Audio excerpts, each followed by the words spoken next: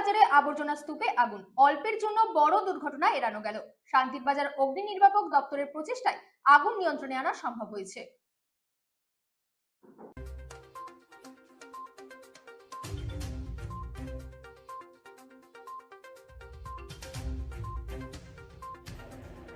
বাইখরা বাজারে আবর্জনা স্তূপে আগুন লাগার ঘটনায় চাঞ্চল্য ছড়িয়েছে। স্থানীয় সূত্রে জানা গিয়েছে, কে বা কারা বাজার সংলগ্ন জমে থাকা আবর্জনা স্তূপে আগুন লাগিয়ে দেয় তা সম্পর্কে জানা যায়নি।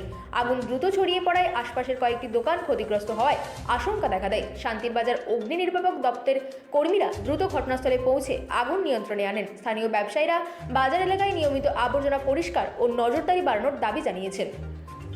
Bureau report, রাতদিন news network.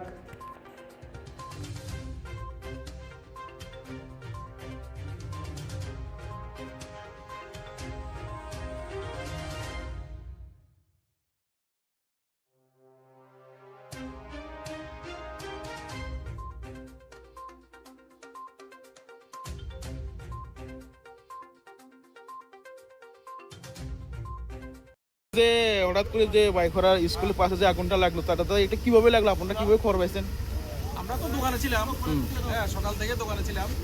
তারপরে আধা ঘন্টা পরে দেখি ধোঁয়া উঠতে আছে, অনেক ধোঁয়া উঠতে আছে।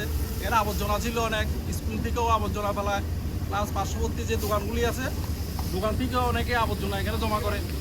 যার ধরুন আবর্জনাতে আগুন কে বা কারা লাগাইছে আমরা তো দেখছি না। তারপরে আগুন ধাও ধাও করে উঠতে আমাদের দোকানের পেছনের অংশে মোটামুটি প্রায় চলে আসছিল।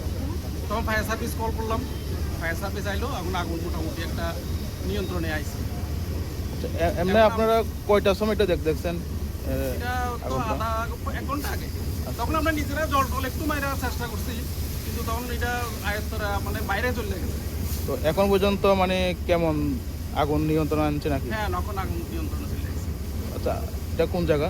এটা বাইকরা স্কুল কর্নার। আমার দোকান পাশে, এই বিল্ডিংটা হচ্ছে আমার দোকান।